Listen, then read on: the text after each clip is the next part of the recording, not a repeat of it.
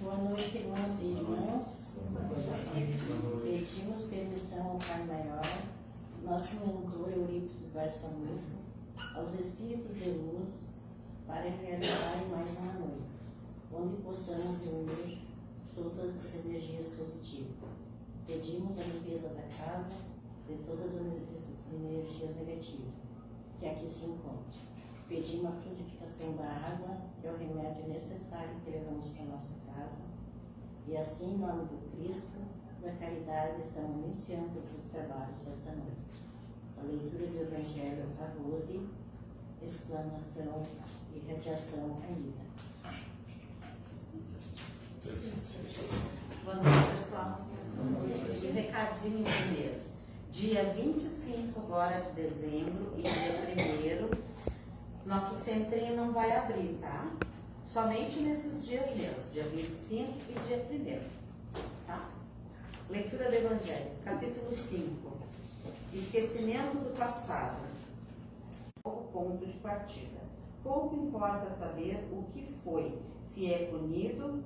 o que foi? Se é punido é porque fez o mal. Suas más tendências atuais são um indício do que nele resta de ser corrigido. E é nisso que deve concentrar toda a sua atenção, pois do que se corrigiu completamente não restará traço algum. As boas resoluções tomadas são a voz da consciência, que o adverte do bem e do mal, dando-lhes força de resistir às más tentações. De resto, esse esquecimento só ocorre durante a vida corporal. De volta à vida espiritual, o espírito recupera a lembrança do passado. Portanto, é apenas uma interrupção momentânea, como a que ocorre na vida terrestre durante o sono, e que não impede que se lembre no dia seguinte o que se fez na véspera e nos dias procedentes. Além disso, não é somente após a morte que o espírito recobra a lembrança de seu passado. Pode-se dizer que ele nunca a perde, pois a existência prova que, encarnado durante o sono do corpo, ele goza de uma certa liberdade e tem a consciência de seus atos anteriores. Sabe por que sofre e que sofre justamente. A lembrança só se apaga durante a vida de relações exteriores, mas em vez de uma lembrança precisa, que lhe poderia ser penosa e prejudicar suas relações sociais, atrai novas forças desses instantes de emancipação da alma, se souber aproveitá-las. Que assim seja. Que assim seja. Boa noite, irmãs, irmãos, irmão. Que nosso Mestre Jesus nos ampare sempre. Nós, como vimos do Evangelho, vamos falar sobre o esquecimento do passado. Tá? Então, é a bênção do esquecimento, segundo Richard Simonetti, que é um grande orador espírita, ele está desencarnado agora, e ele conta umas historinhas para a gente entender como é que funciona. Um desconhecido cumprimentou-me na rua e foi logo dizendo: "Oi, você não me conhece, mas eu te conheço. Sei que és espírita e gostaria de te fazer algumas perguntas. Se souber responder, tudo bem", disse Simonetti. "É fácil. Quando criança, apanhava do teu pai?" Aí ele respondeu: "Fui uma criança comportada, mas apanhou algumas vezes." "Poucas." "Teu pai chegou a te castigar sem que tu soubesses o motivo?" "Não, meu pai não faria isso. Seria um absurdo." Meu interlocutor sorriu, triunfante. "É por isso que eu não acredito na reencarnação. Vocês, espíritas, dizem que sofremos para pagar dívidas de outras existências. Só que ninguém sabe o que fez. Apanhamos sem conhecer o motivo." E afastou-se rapidamente, sem dar-me tempo para lhe perguntar se preferia apanhar sem merecer. É esta a ideia que fica quando eliminamos o princípio das vidas sucessivas. Que apanhamos sem merecer, né? Essa é a ideia. Agora vamos fazer uma explanação para que a gente reflita sobre. Nasce uma criança cega, por exemplo. O Espiritismo explica que é o seu karma. Ela comprometeu-se em existências anteriores com conflitos que justificam a cegueira. Se não aceitamos isso, será forçoso admitir que Deus foi injusto, impondo-lhe terrível e imerecido sofrimento. Um amigo, tentando contornar as dificuldades de explicar o enigma das grandes dores sem a chave da reencarnação, explicava convicto: Deus faz sofrer aqueles que ama, preparando-os para o céu. Incrível, Deus tem preferências. Quem mais sofre é porque Deus mais lhe tem amor. Quem pouco sofre, Deus pouco ama. E quem não sofre? Deus não lhe tem amor? As pessoas que não acreditam na reencarnação porque não recordam o passado, assemelham-se aos materialistas que não acreditam em Deus, porque não o veem. Um deles, sempre que alguém tentava convencê-lo, dizia solenemente: dou exatamente 2 minutos para que Deus apareça na minha frente, provando a sua existência. Muito sério, observava o relógio. Após o tempo proposto, exclamava, vitorioso: aí está, Deus não existe. Se existisse, teria aceito meu desafio. Um tolo que pretendia ser esperto. Se o fosse realmente, saberia que é facílimo provar a existência de Deus, partindo do velho axioma: não há efeito sem causa. Se o universo é um efeito inteligente, tão perfeito que assombra os estudiosos, necessariamente tem uma causa inteligente. Um Criador, que as religiões denominam Deus. Assim, literalmente, podemos enxergar Deus em sua obra.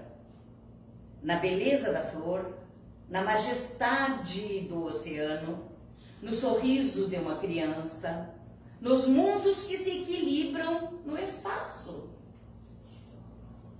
A reencarnação não é um princípio dogmático que se deva aceitar sem discutir, mesmo porque há evidências científicas nas pesquisas de regressão de memória por hipnose, em que o indivíduo é levado a recordar o pretérito remoto, muito além da vida intrauterina. Albert de Rochas, famoso pesquisador francês, conseguia que alguns de seus pacientes regredissem a 5 existências anteriores. Há pessoas que recordam espontaneamente. No livro A Reencarnação no Brasil, o Dr. Hernani Guimarães Andrade, ilustre parapsicólogo brasileiro, reporta-se a vários exemplos ocorridos em nosso país, com impressionante riqueza de detalhes. Importante destacar que até os 7 anos, quando se completa o processo reencarnatório, é comum a criança apresentar vagas reminiscências, vagas lembranças do pretérito, ininteligíveis para os seus pais, que as tomam a conta de fantasias infantis. E como, sem a reencarnação, justificar as crianças prodígio? Mozart, aos 4 anos, executava sonatas. Aos 11, compôs 2 óperas. Beethoven, aos 10 anos, já era notável pianista. Liszt compôs sua primeira ópera aos 14 anos. Miguel Ângelo foi dispensado pelo seu mestre, escultor, aos 8 anos de idade, sob a alegação de que não havia mais nada a lhe ensinar. Pascal, aos 13 anos, ombreava-se com os sábios da sua época. O menino Victor Hugo escrevia poesias tão belas, com tal capacidade de versificação, que era chamado a criança sublime.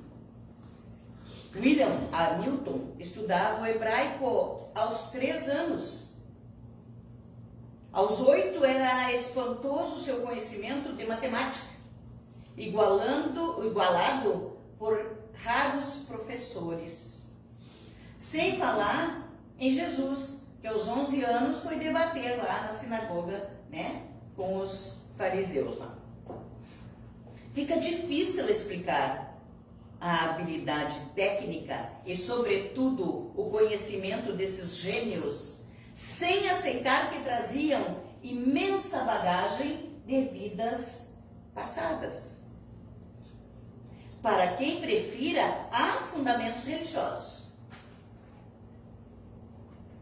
A concepção reencarnacionista está presente nos textos sagrados de todas as civilizações, desde as mais antigas, como a hindu, a egípcia, a chinesa, e também na Bíblia. No Novo Testamento, vemos Jesus falar inúmeras vezes a respeito do assunto, a começar pelo célebre diálogo com Nicodemos, que está no Evangelho de João, capítulo 3, versículos de 1 a 21, onde proclamava ser indispensável o renascimento para entrar no reino de Deus. E explica ao atônito doutor da lei, que era Nicodemos, né, como pode um homem velho tornar-se criança novamente.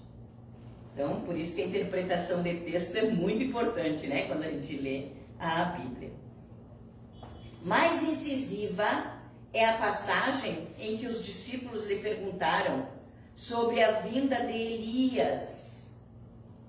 Segundo as tradições bíblicas, aquele profeta, o Elias, que vivera há 9 séculos, deveria voltar na terra como precursor do Messias, preparando os seus caminhos. Está na Bíblia. Aí então Jesus responde que Elias já viera e que os homens tinham feito com ele o que lhes aprovera. O evangelista Mateus, que registrou o episódio no capítulo 17, item 9 a 13, termina significativamente o relato. Então, revelando. Então, os discípulos entenderam que lhes falava a respeito de João Batista. E este tinha sido decapitado a mando de Herodes. Então, João Batista foi Elias, né, reencarnado. E há os fundamentos filosóficos, decisivos, irresistíveis. Sem a anterioridade da vida física, como explicar a diversidade de condições físicas, mentais, morais, espirituais, sociais, culturais existentes na Terra? Como justificar o gênio contrapondo-se com o idiota? Idiota quer dizer a pessoa que não, né, nesse caso aqui ele fala como idiota, a pessoa que não tem capacidade cognitiva. O santo com o facínora, o virtuoso e o viciado, o atleta e o aleijado, o sábio e o ignorante. Como aceitar a justiça de Deus sem conceber esse encadeamento de múltiplas existências? Onde, quais alunos matriculados no educandário recebemos lições compatíveis com as nossas necessidades evolutivas? Na escola não é assim? Tá no prézinho, recebe os desenhinhos para que possa assimilar. Já vai para a primeira série, já sabe acoerar as letras, né? Já começa a aprender melhor. E nós, humanos, seres humanos também, a cada reencarnação, estamos superando uma fase.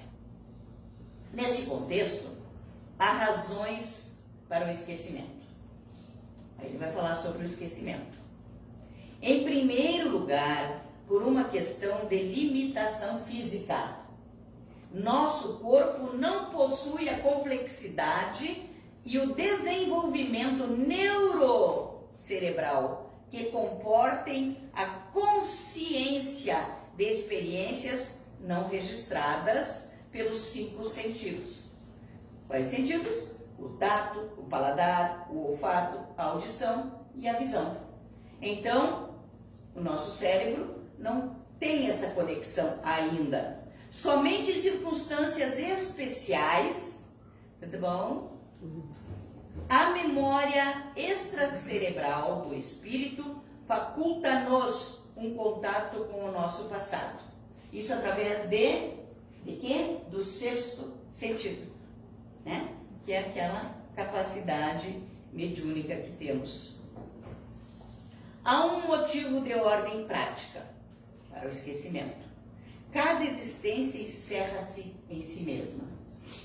A vida é uma só, mas com várias etapas.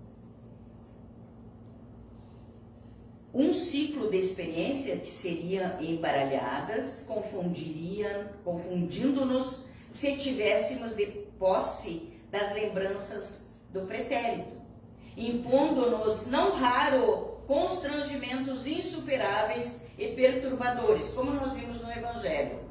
Imaginemos uma criança a contestar o parentesco com os pais e os irmãos.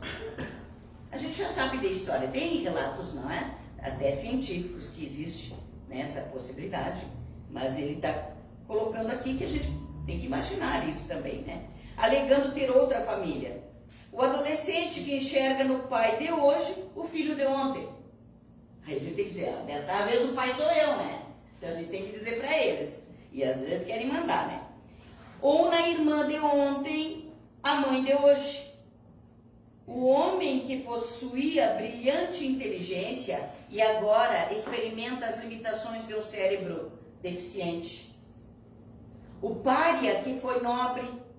O racista que se vê filho da raça que oprimiu. Sem passar borracha no passado, tais situações seriam muito complicadas.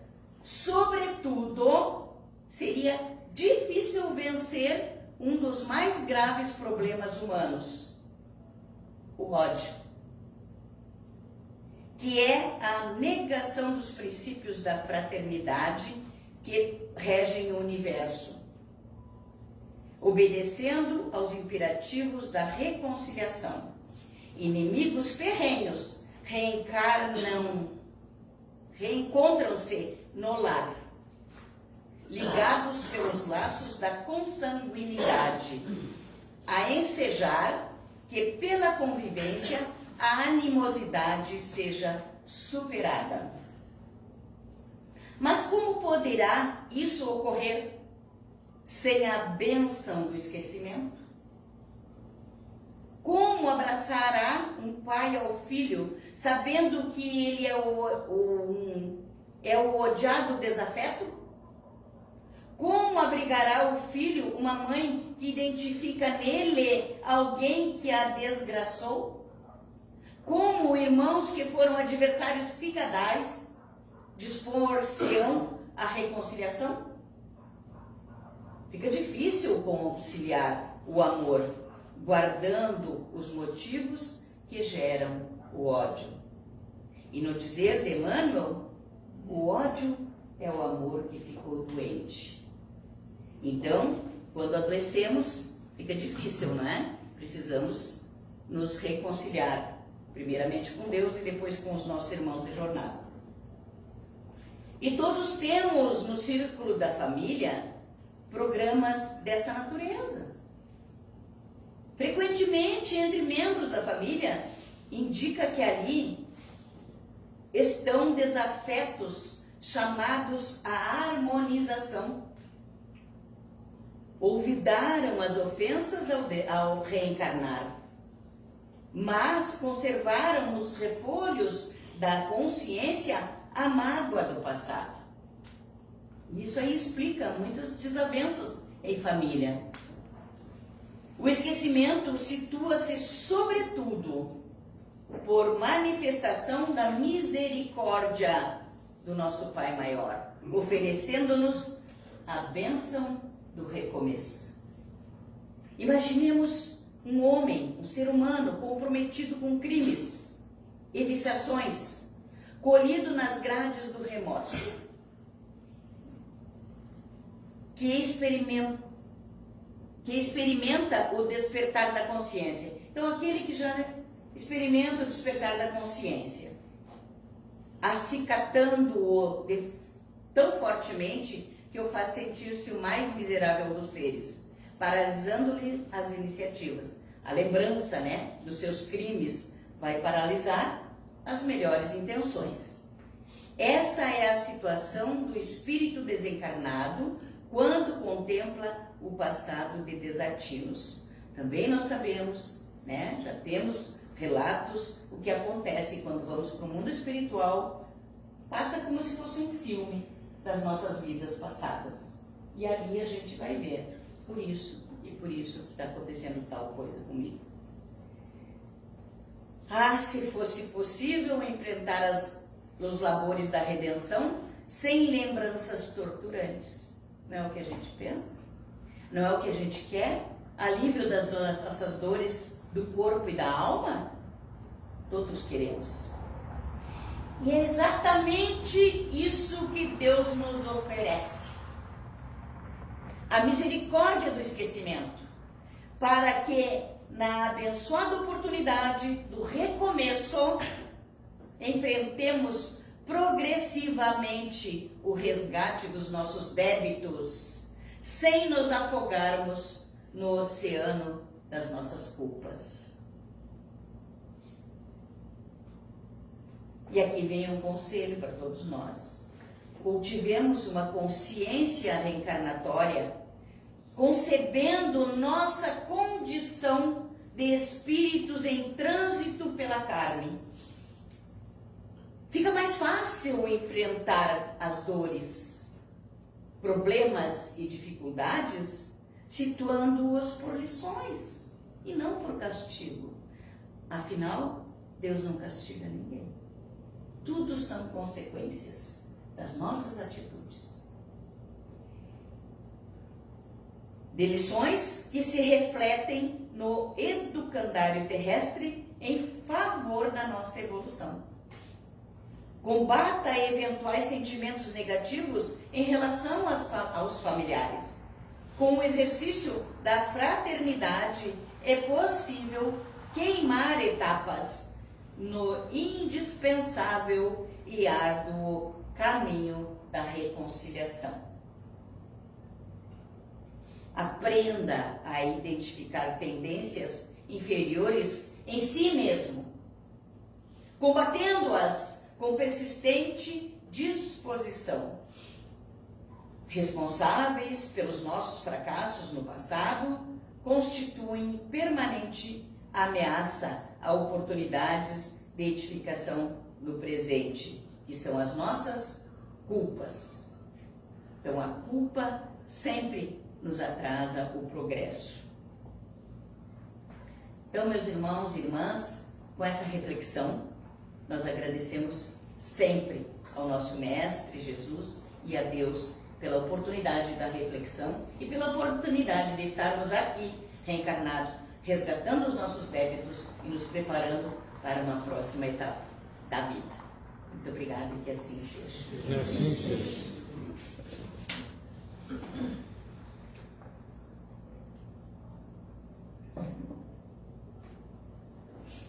Agora nós vamos fazer as irradiações para os lares.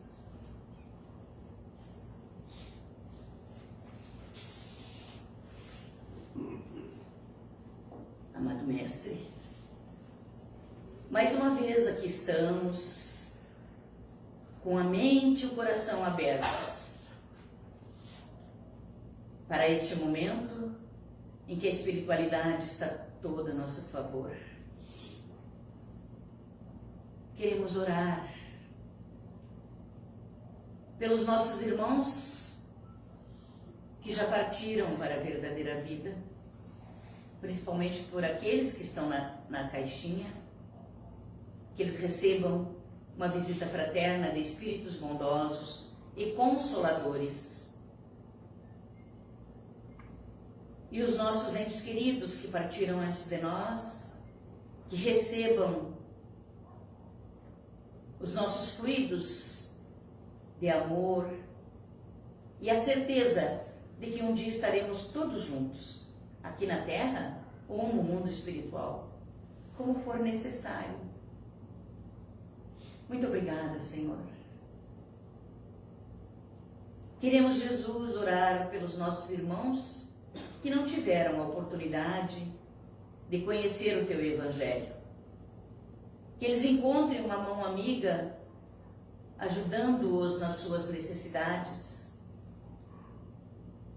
principalmente nessa época de Natal, em que os corações estão cheios de boa vontade. Que possamos olhar e ver os nossos irmãos de jornada que estão em situação de miséria, que não tem um prato de comida. Que possamos, Jesus, através desse evento em que celebram o Teu nascimento, que possamos ser solidários e vermos esses nossos irmãos de jornada que não têm as mesmas oportunidades que nós temos, principalmente de te conhecer. Jesus não dispensa o amparo dos nossos mentores espirituais, dessa equipe memorável de Eurípides Barçanufo, para que os nossos lares sejam todos irradiados por esses fluidos de harmonia, de paz e de saúde. Que todos aqueles que convivem conosco em nossa casa possam estar recebendo o nosso abraço fraterno e a visita amorável de espíritos bondosos. Que cada aposento do nosso lar seja magnetizado por esses fluidos. Que a nossa vizinhança, nosso bairro, a nossa cidade, enfim, o nosso país e o mundo inteiro seja abraçado pela luz do Teu amor, Jesus. E nós que aqui estamos, queremos agradecer a oportunidade da reflexão e que possamos sair daqui muito melhores do que quando chegamos. Que recebamos os passes que serão tudo aquilo que a gente necessita, tanto para o corpo quanto para o espírito. Muito obrigada e que assim seja. Que assim seja.